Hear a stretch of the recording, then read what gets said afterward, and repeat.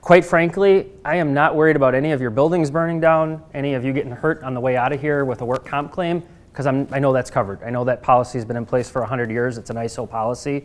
I can tell you exactly how it's going to be adjusted and how the courts are going to handle it. In the world of cyber insurance, the number of claims we see on a weekly basis here is about 3 from our customers.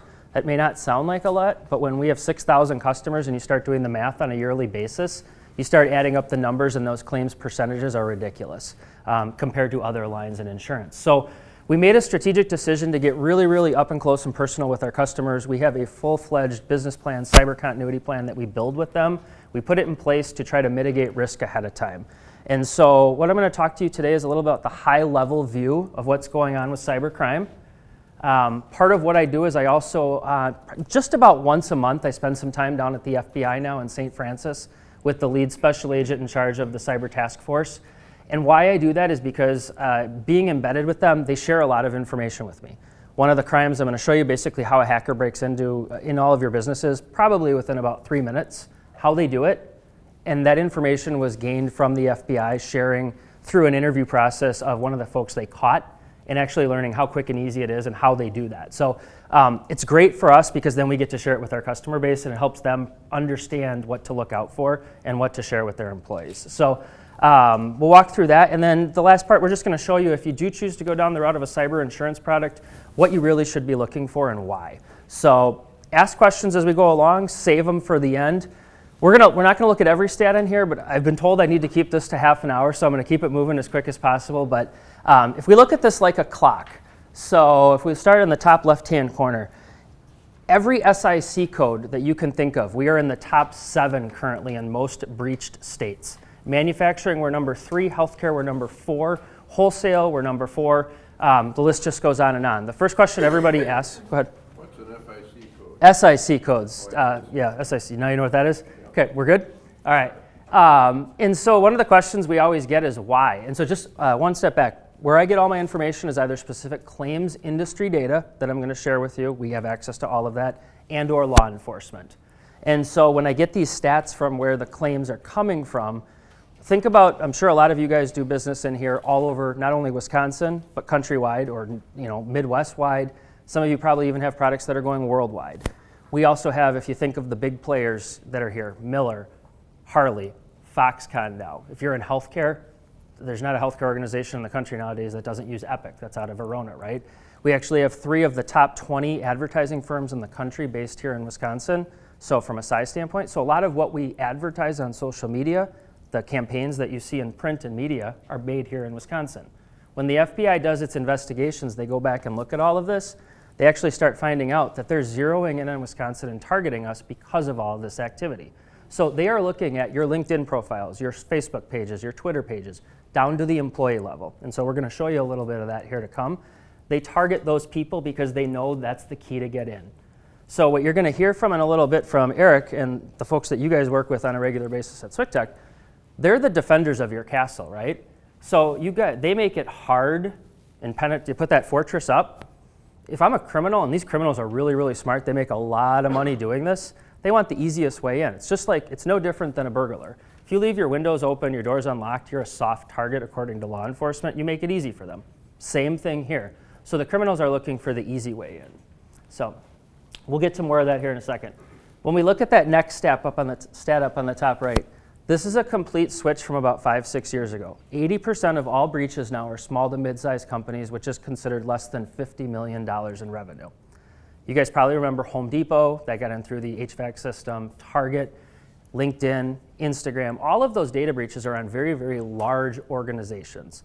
Those people have now spent millions and millions of dollars, have full-time teams that do nothing but defend that castle. Makes it harder for them again. So if we keep seeing a theme here, the criminals are looking for the easy, soft targets. Not all of you have full-time teams that do nothing but defend the castle all day long, 24 hours a day, and have nothing but herds of people doing that. That's what they're looking for. Down here on the bottom left, what I try to get my customers to understand is that the cache can be replaced. We can insure for that. We can always replace that.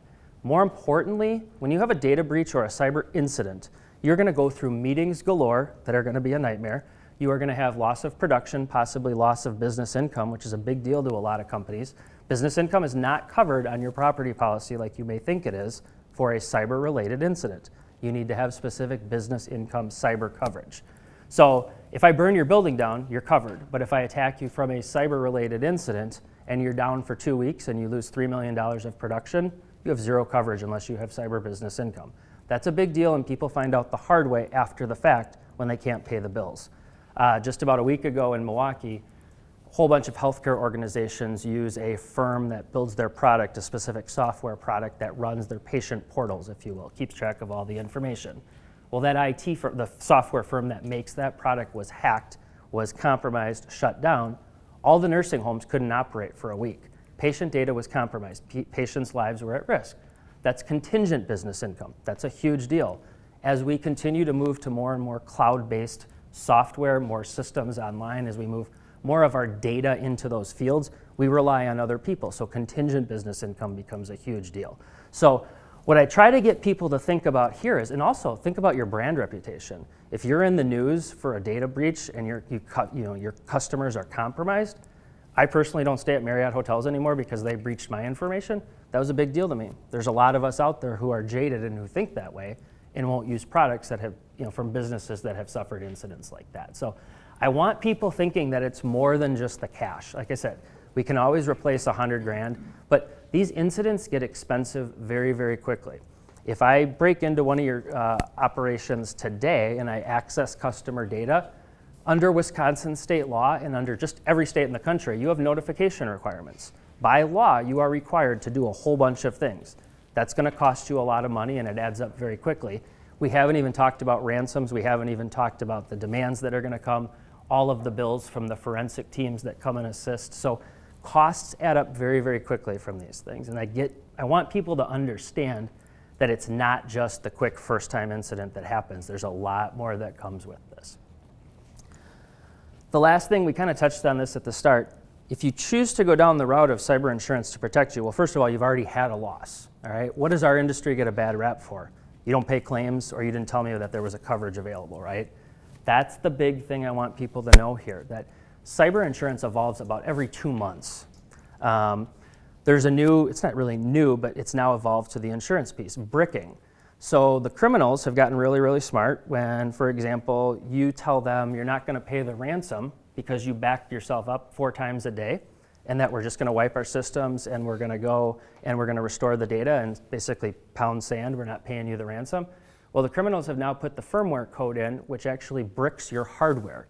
Actually, it will cause it to overheat. It will cause your hard drives to spin so fast that it will destroy your physical pieces of equipment. It's basically their way of giving you the middle finger for not paying them the ransom, okay?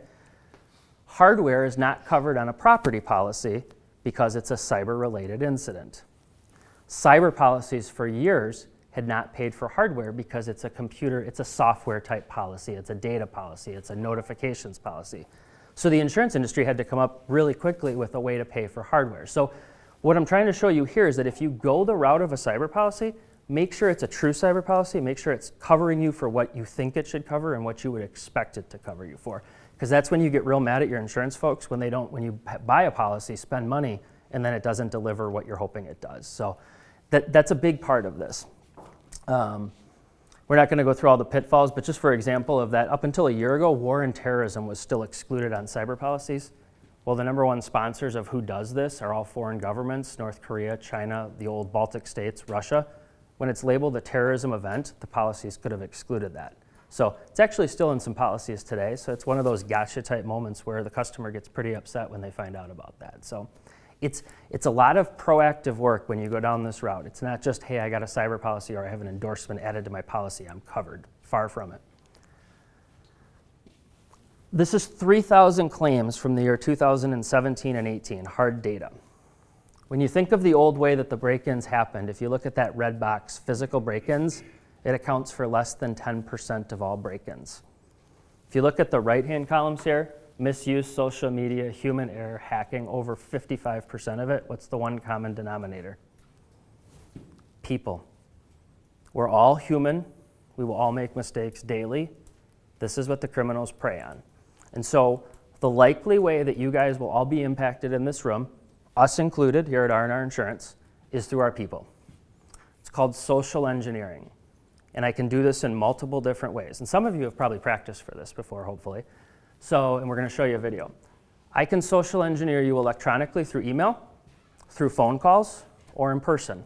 And the best part of my job is actually doing this now on a daily basis with my customers. So I get to pretend to be a whole bunch of different people to trick them. The other day I was pretending to be an electrical contractor, a subcontractor out on a job site. I asked 3 contractors. It took me 4 minutes to get the Wi-Fi password to the network, which was unsecured. I'll walk into businesses all the time pretending to be someone I'm not, saying I have a meeting with so-and-so, getting the receptionist for him or her to walk away from their desk, start taking pictures, gaining information. I'll create fake email addresses. I'll send to the staff, to the team. I'll try to get usernames and passwords. I will get usernames and passwords from employees. I believe in this so much, I did this to our team here. We have 185 people. We did not do where we would hope that we would have. No one gets in trouble when you do these exercises, but the point of these is that you raise awareness, you establish a baseline, and you get people thinking about this. I can devastate, so you think about us here, right? We're a 200-person operation. We have 6,000 customers. We don't make a product per se, but what do? We hold people's information, we guide people, we give them advice. We've got a lot of personal information here. We have to be on our game every single day, and we have to be the best we can possibly be. Because if I wanted to devastate this organization, I could very quickly. Our 2 IT folks are sitting in the back of the room nodding their heads right now, right? Every single day, the stuff that scares the hell out of them, I guarantee it, is us as employees, right? Am I wrong? So it just takes one. When I do all these tests, I've done, and I know Laura and all your whole team here, that whoever you work with, I'm sure you guys have done this, or if you haven't, you should, okay? And we'll get to more of this. I create random email addresses, fake email addresses. The best company I've fooled so far this year has been 14% in terms of a failure rate. I just need one person to fail, and I'm in, okay? The average is 35 to 45% of the organization will fail. So think of how many targets I've got when I do it, okay? And so I say this because I don't care if you're the president and CEO and sitting in here, or if you're the mailroom guy or girl.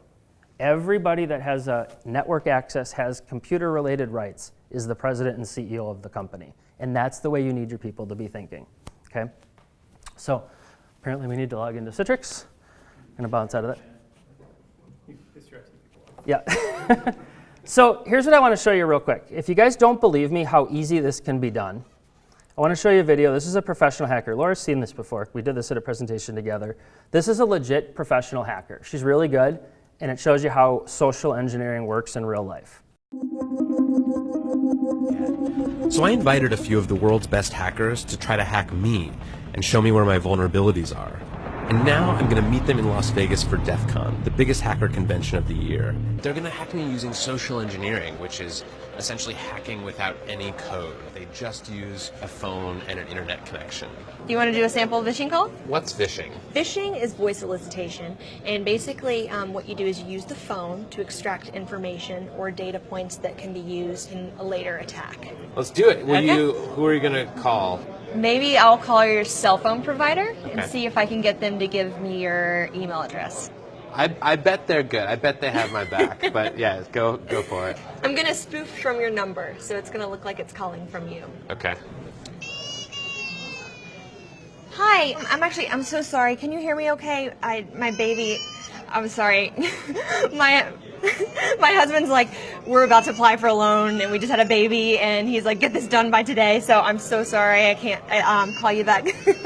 I'm trying to log into our account for uses information and I can't remember what email address we used to log the account. The baby's crying and can you help me? Awesome. In just 30 seconds, At gmail.com. Jessica gets access to my personal email address. Now, if I needed to add our older daughter on our account so she could call in and make changes, how would I need to go about doing that? You would have to send me a secure PIN through a text message? Yeah, well, the thing is, I don't think I'll be able to receive a text message if I'm on the phone. Shh. Oh, I'm not on there either? So I thought when we got married, he added me to the account. Jess uses my girlfriend's name and a fake social security number 5127. to set up her own personal access to my account. Wait, I'm sorry. So there's no password on my account right now? Can I set that up? She even gets the support person to change my password. Thank you so much for your help today. So she just basically blocked me out of my own account. I'll get her fed after this. All right, thank you. Holy shit. So they just gave you access to my entire cell phone account. You're gonna have to go on and change your password now because it's Jess, my name. And all it took was a crying baby and a phone call. Yeah.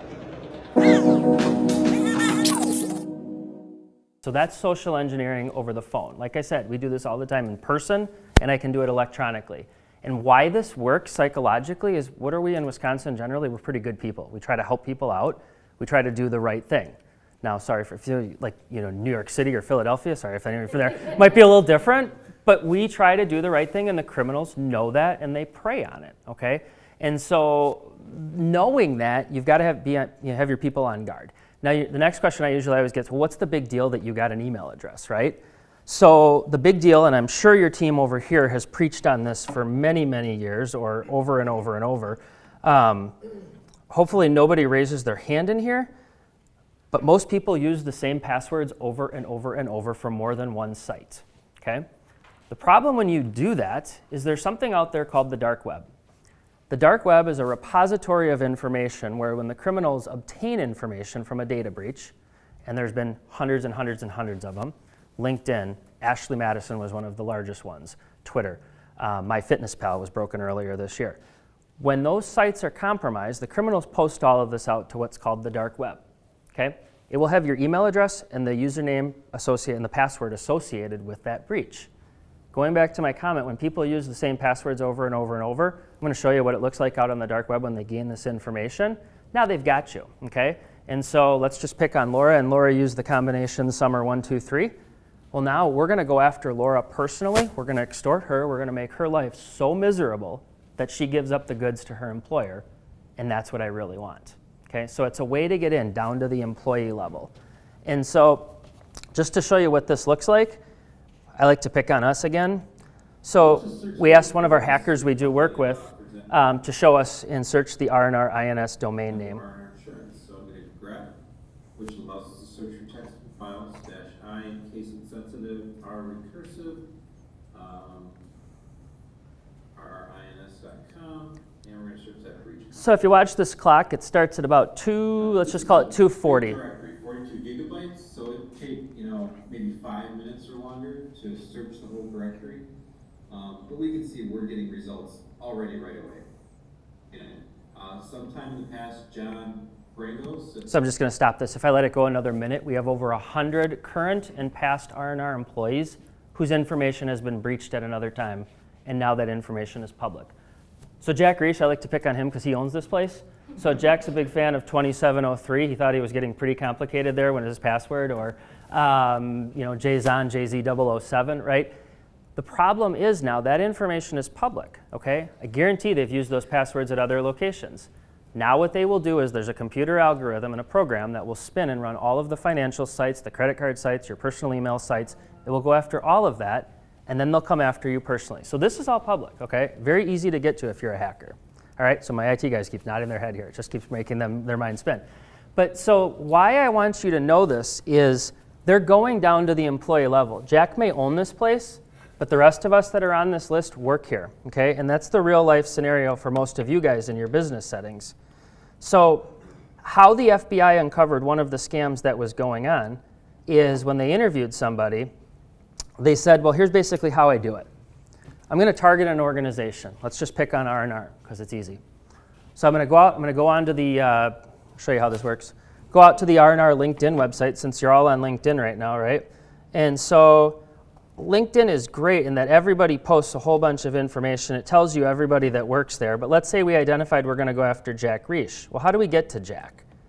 So we're going to look at all the information Jack posts on himself here. Jack talks about he's been at R&R for a while, shows where he's before. Oh, he went to Marquette University. Oh, he went to Catholic Memorial. So he's giving me a lot of information, all right?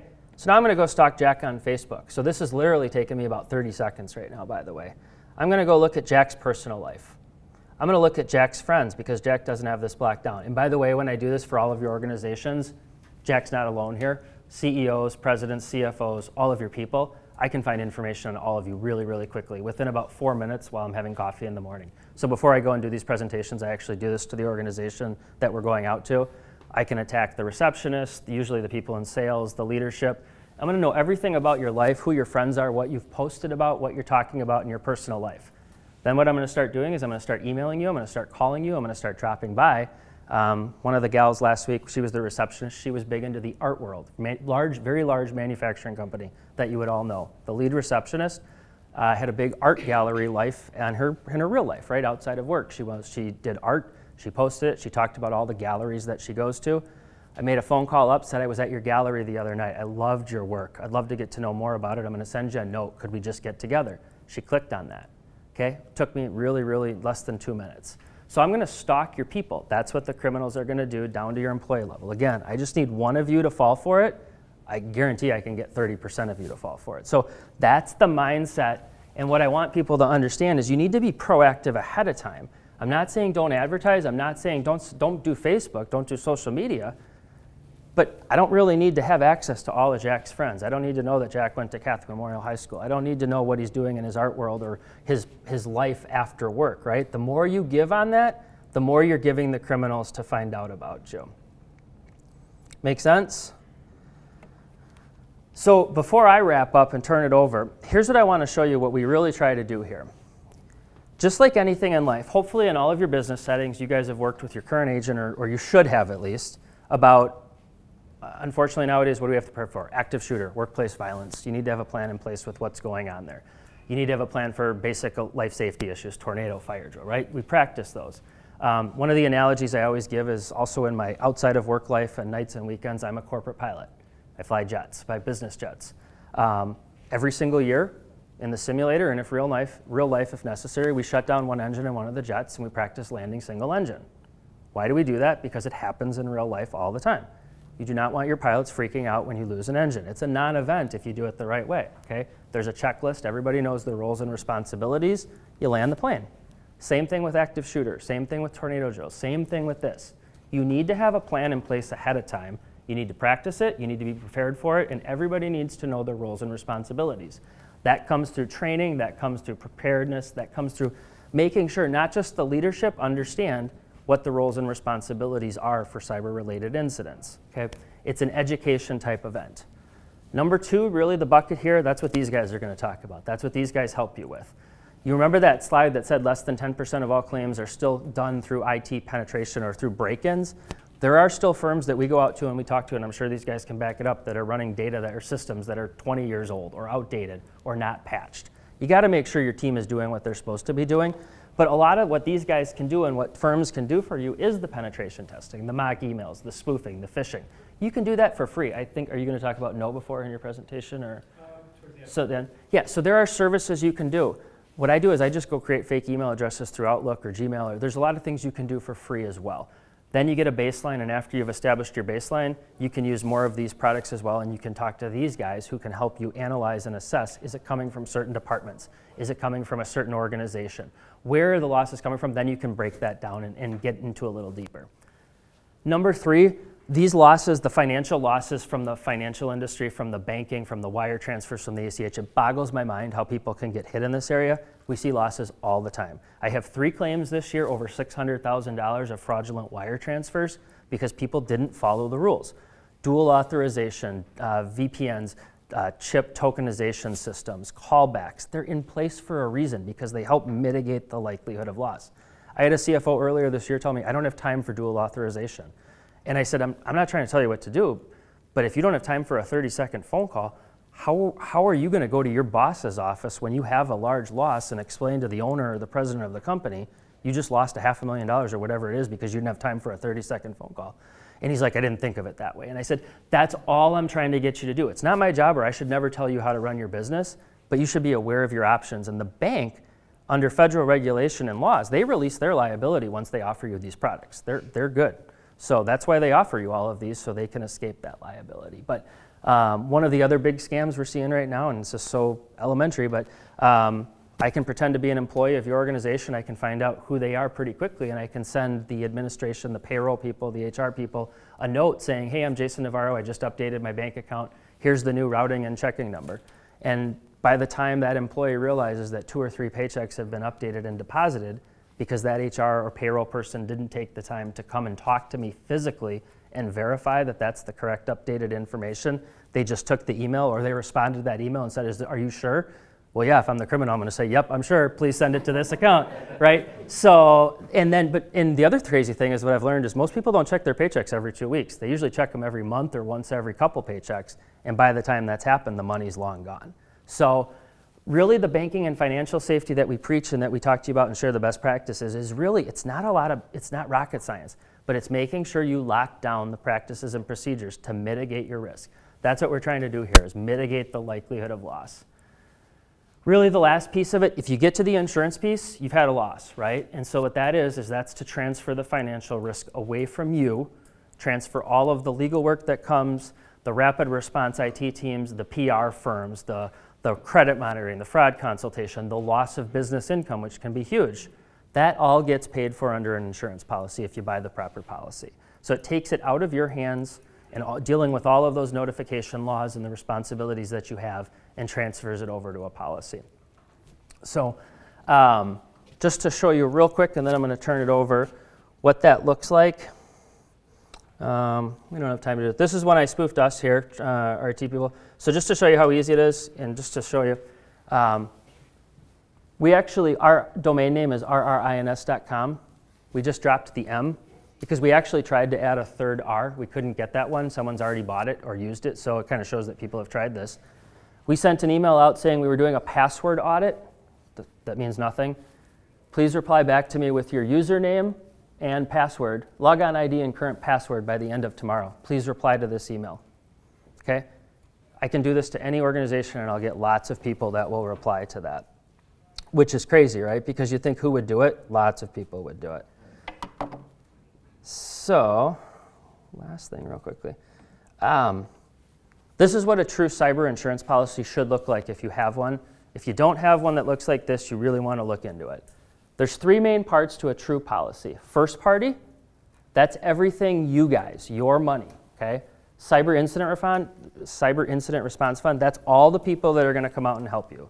The lawyers, the breach coaches, the forensic rapid response team, the credit monitoring, fraud consultation. Loss of business income, contingent loss of business income, digital data recovery, network extortion, that's to pay the ransoms. So all of these funds that you would be out, and these get big real quick, that's first party. Think of that like your property, if you will, okay? Third party, if Jason Navarro's information is in your information that's compromised, I have the legal right to sue you, okay? So this pays for the liability, the judgments, the defense costs, the lawyer's fees. Think of this just like your general liability. Last part, cybercrime. This is the theft of your digital monies. This is me tricking you out of wiring money somewhere that it shouldn't have gone, me getting into your systems and transferring money out of your accounts. These are the 3, actually one of the big new ones right now, it's actually called reverse social engineering. We've seen a big rash of these.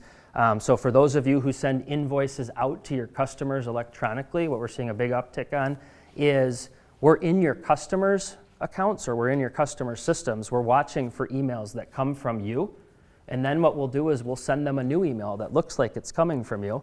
And we'll say, oh, we apologize, Laura. You received this email yesterday from us with the bill. Actually, we sent that in error. Here's the updated invoice. Please remit payment to here. Okay, so now we're tricking you, your customers. You're going to be out the money because their customers aren't going to pay you the second time after they've paid the fake people. So this is ability for you to file a claim on money that you were owed. So these are the three big key areas to what a true cyber policy looks like. Like I said, the insurance is one part of the puzzle. It's really creating that game plan ahead of time and having all of those pieces up to date before the loss occurs. And then if I can't say it again, this needs to be updated on a regular basis. This is not like your workers' compensation or your property, where your property probably stays pretty similar on a regular basis. You might make some changes, you add a little bit of limits. This needs to be updated constantly. So hopefully that makes sense. We'll be around afterwards. I'm going to switch it over to Eric, or I think we're going to do a quick 5-minute break first, but if you've got questions afterwards, let us know. Otherwise, hopefully this was helpful.